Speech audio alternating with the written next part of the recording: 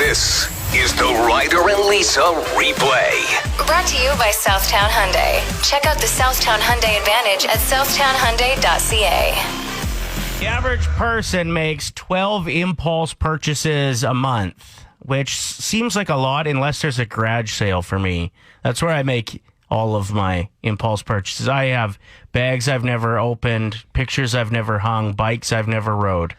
I can be convinced very easily. All someone has to do is send me a text or a message with, "You need this in your life."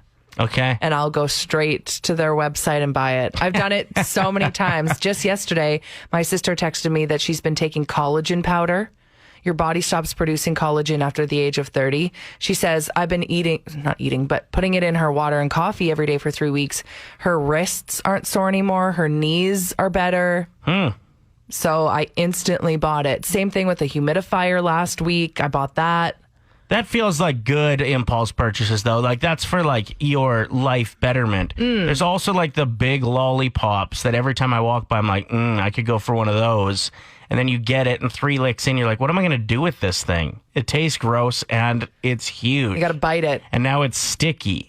There was a 4-year-old from Brooklyn, New York, who went viral. He loves SpongeBob so much. He must have gotten a hold of his mom's computer because he ordered $2,618 worth of SpongeBob popsicles off of Amazon, and they all got sent directly to his auntie's house. If you're wondering how many popsicles that is, it's 51 cases containing 918 popsicles. Don't those melt? Where do you store those? Yeah, must have came from like a freezer truck. I just think it's really cute. This 4-year-old, there's a picture of him sucking on one of the popsicles, and it looks so good. Like, I need a SpongeBob popsicle. The thing is, the fact that the parents gave him a popsicle after that mistake is probably a really hard thing to get his head wrapped around. Like, why would he not do that again? You know, like the payoff was there. 780-784-7107. Greg says, I bought a small parcel of land in Scotland as my last impulse buy. I'm a lord now. I saw these things. I told you about that went viral a couple weeks ago, or probably over a month ago now, actually. Sponsored ad is where I saw it. And yeah, you can buy like a square foot of land in Scotland, and then you're considered a lord. I am very surprised that didn't get you, because usually your sponsored posts are what make you impulse buy things. You've purchased some crazy things just because Facebook's pushing it onto your timeline. Yeah, and they rarely work out. Like the headphones for swimming... Those didn't work out real well. When I was younger, I actually wanted to buy a surfboard, and I was saving my money for that, which I'm glad I didn't make that impulse purchase. I lived in Saskatchewan. Like, what was I going to do? It doesn't add up. Tanner texted in, good morning, Tanner. Thank you for listening this early on a Monday. They said, I bought a big metal decorative fish this weekend. It cost me $300. Where are you going to hang that? Above your bed? A decorative fish. Awesome. See, I really wanted a buffalo head for my house, too. But, like, I don't hunt. That's $3,000 for one, too, man. They're a little bit more. Yeah, what would you say if you had friends coming over and they'd be like, oh, a buffalo head. That's interesting. Have you ever shot a gun? Have you ever hunted? I've shot a gun, and I've pellet gun. Plenty of gophers with my 22. Thank you very much. Pellet gun. No. Yes. Play 107. At the age of 60, Chen Li suffered a stroke, which arrived without invitation or permission, is a quote that she said. And the entire right side of her body was unable to be used properly. Wow. And she uses her right hand for everything. She said it was really frustrating during her recovery to relearn how to do everything from like brushing her teeth to using a fork or a pen with her left hand. Bet. Yeah. One day she was just bored, picked up one of her grandkids' paintbrushes and started to put color on a canvas, and then came to realize she's just a natural painter. With her left hand? With her left hand. And she said she could have never done that with her right hand. And she's just free drawing these beautiful landscapes. Really? Yep. It's strange that you wouldn't figure out that you are gifted with your other hand. I broke my left wrist once in elementary, and I'm left-handed. So for about, I don't know, a couple months, I had to use my right hand for things. And since then, I claim that I'm ambidextrous when really the writing's atrocious with the other hand. Is it an ambidextrous? I don't know. What did I say? Ambidextrous? Is that wrong? I think it's ambi. I don't know, though. I just figure if you are... Ambidextrous. If you are... Ambidextrous. Yeah, ambi. Oh, good. Cool. I've been saying that wrong since elementary. Now, moving forward... No wonder people look at me weird when I'm like, I'm ambidextrous. They're like, are you? Are you? Tell me something good. Tell us about that. Really? Sheep have got a bad rap this year, right? You got to feel bad for sheep constantly. They're like, what did I do to you? Exactly. So this story I thought I'd share, which is pretty awesome. The University of California Davis campus is helping out some farmers in the area that have sheep, and whether they lost their farm to fire or the drought, California's had a rough go. So they've actually fenced off the college's property, and Monday to Friday from like 10 a.m. till 6 p.m., farmers can come and bring their sheep, and they'll just eat the grass. And so not only is this helping out the sheep, but it's also great because it's just better for the environment to have sheep doing it rather than machinery. Can I add on to your story? Sure. Just because of the fires that were shaking down in Parkland County, there were so many people that stepped up to go and save animals. There's one in particular that commented, I posted about the fires. Awesome Possum Ranch. They were offering free boarding to any evacuees needing pet care. They also had pet food and supplies for them and many places for people's livestock. Awesome. Cool, right? Yeah. Tell me something good. Play 107. The situational 7 at 7 getting a little naughty today. Yeah, we can't do this without your help. So 780-784-7107. Today, the topic is... hookups. So the top situational hookups, just some honorable mentions that didn't make the cut. Yeah. The after argument hookup. That didn't make the top 7? It did not. Oh, wow. Okay. Wedding hookups. Well, you look so nice. Yeah, so that could almost be like any time you're dressed up hookups. Because like grad prom was a pretty big deal. Halloween, hilarious. Waking Halloween. up beside someone in a costume, funny. So some honorable mentions. Thank you for the suggestions there. Yeah. Here we go. We have the top 7 ready to go for you. Number 7, the breaking out of the friend zone hookup. Ooh, thank you to Kyle for suggesting that one. Number 6, the more experienced and experimental. Oh yeah, when you're like, whoa, we're doing what? When I was young, like 21, I ended up having a pretty heavy makeout session with a lady I think was like 45, and I had never experienced anything. She was doing things with her tongue I had never experienced. Ryder, we don't need the details. Okay. But I do agree that needs to be in the top 7. Sure. Because what a ride. Number 5 on the top 7 at 7 hookups is the revenge. Yes, Amanda was very specific when she texted in. Mm-hmm. She said, post-divorce hookup, by far the best. It's like your first time all over again. See, I actually have that one fitting into a different category. Oh, okay. I think the revenge is like with your ex's best friend. Got it. Type situation. Number 4 is the out of your league hookup when you're like, what? How is this happening? You're just in shock the entire duration. The top 7 situational hookups. This one is cute. Number 3, after the first L-bomb. So after you say I love you for the first time with each other, that's a heavy moment, right? Oh, it's quite cheesy, but whatever. Okay, well, they can't all be cute. Okay, they can't all be dirty, well, Lisa. I in the trunk.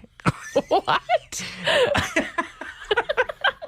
Number 2 on the top situational 7 at 7. See, this is the one I think Amanda's fits under. Okay. The rebound. The rebound. So not necessarily revenge fueled. But also, like, don't you think after a rebound, you're just like instantly sad? Yeah, like when You're sad. when the endorphins shift, sure. There's a bit of There's like a very dark moment unless you were happy to get out of the relationship. Okay. Right? Because a lot of relationships you're like, finally, bye. And then Bye. it's not as sad. Okay, right now we're doing the situational 7 at 7 best situational hookups. Number 1, and I don't think this can be disputed, vacation. whether it's with your spouse, with a stranger on the beach, whatever the situation may be, with one of the employees at the resort. Okay.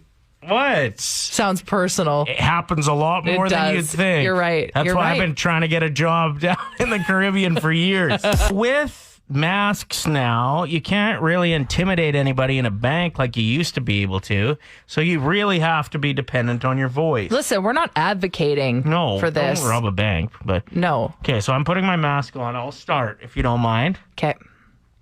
This is just for fun. We're testing out if you were robbing a bank, how would you intimidate everyone with your voice alone? Do I look scary? Should I do one pistol or two? Two. Two pistols. No, one. Okay, shotgun. There we go. Shotgun? Shotgun. Okay, I got a pretend I got a shotgun. Okay. Put your hands up! Ooh. Was that good? That was pretty good. Put your hands up and get on the floor! Your choice! Oof. No. You panicked. I shouldn't give him a choice. Well, and you're turning red like you're embarrassed, so okay. I wouldn't be scared of you at all. Let's hit the phone lines and see if somebody can do better than that. Take it away. Give me all your money and nobody gets hurt. That was pretty good. You should see my wife pissing herself laughing at that one. Let's hear her give it a go. Yeah, let's hear it. Can't, she's in a giggle fit. See, that would be the worst bank holdup ever if she came in and just giggled beside you. I think that would be almost more terrifying. Pull out a gun and just start giggling at people? Yeah, I'd be like, this woman's unhinged. We need to give her everything. Thank you for the call. Appreciate it. All right, on to the next one. Nick, fire away. All right, just let it rip. Yeah. Get down, put the money in the bag. Hey, that's pretty good. Stern. I liked it. Confident, yeah. Well done, Nick. Thank you, Nick. Thanks. All right, Denny promises to up the energy a bit, as I think it does need a little bit more pizzazz. Take it away. Everybody down on the ground! Face down! Don't look at me! Get out! Okay. Dude. If I ever rob a bank, you're coming with me. Yeah. Let's go. What are you doing this afternoon? No. What? I'm laying sod. Better choice. Better choice. Thank you for the call. Okay, only one more person to go here to try this out. Oh, come on. It's you, I'm Lisa. not that scary. Okay, so back up a bit. Okay. Here we go. Put the money in the bag Whoa. right now. No. Hey.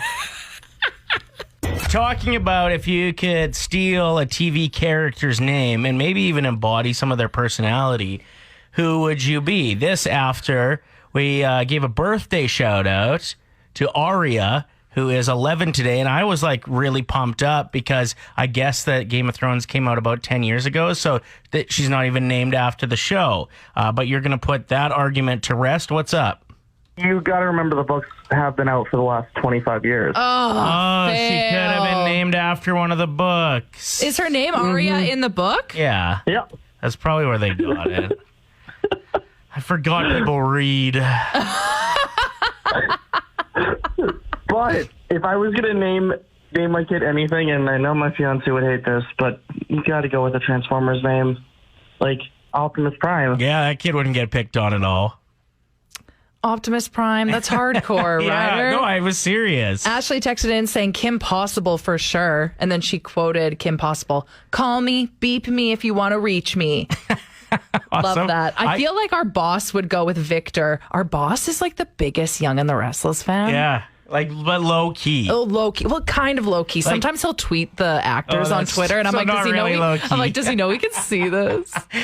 I would go with, I like tough guys with beards in shows. Okay. So from Yellowstone, Rip. Ooh, Rip is. I bet that name will become popular because Yellowstone took off. Yeah, and that's a cool name. And we got some texts about Jax from Sons of Anarchy. Sure, but I'd rather go with Opie. That's my other suggestion from Sons. So Opie or Rip would be my name. Opie. What about them together? Opie Rip? Rip Opie? Rip Opie. Rip open. But there's so many young kids named Jackson, and I do think that stemmed from Sons of Anarchy. For sure. I've always really liked the name Donna. And most characters named Donna I really like as well. That 70s show, Suits. But you'd have to dye your hair red to embrace your The Donna. true Donna and rock the cleave a bit. I was also going to look up, I was like, oh, a show I really liked was Phoebe Waller-Bridge's Fleabag. And then I was like, what's her character's name? I looked up her name. Her actual name in that show is never mentioned. Really? Her character does not have a name in Interesting. Fleabag. That is a terrific show. It's so good. 780-784-7107 if you want to jump in on this. Ooh, this one's good. Quinn from Dr. Quinn Medicine Woman. Is that Harley Quinn? What? No. What's Medicine Woman? Dr. Quinn. Oh, you uncultured swan. That's not the correct term. It's not? No. Oh, yeah, I was confused when I started to I would think of it. love to be a swan. What is Dr. Medicine Man? No, Dr. Quinn Medicine Woman was like a Canadian TV show classic in the 90s. Okay. Shout out to all the dads last night who thought they'd do something nice and arrange takeout. You know, I'm sure there were kids that were doing it too, sending food to their Sure. mother for Mother's Day, whatever it was. Or, delivery, because I tried to order food last night at 6 o'clock. Huge fail. 2 hours and 10 minutes. I didn't get dinner until like 8:15 p.m., and that's normally like my bedtime on Sunday nights. So I'm eating a chicken hunan, a noodle bowl, at 8:15, 5 minutes before bed last night. It's really fascinating how it can completely throw off your next day. Yeah. Like your bathroom breaks are off. They're off schedule. You know me too well. I do. I was like, this is not usually the time that you're out of the studio. What's going on? You're like, I didn't eat till 8:30 last night. But I'm sure the main reason of that is all the dads that are like, you know what? Dinner's on me tonight. I'm going to order you your favorite dish. How many angry moms who wanted to like relax, watch some TV, put the kids to bed. More or like all- hangry. They were hangry. Or all of a sudden feeding their kids at 8:30 p.m. Ryder and Lisa. Brought to you by Southtown Hyundai. Play 107.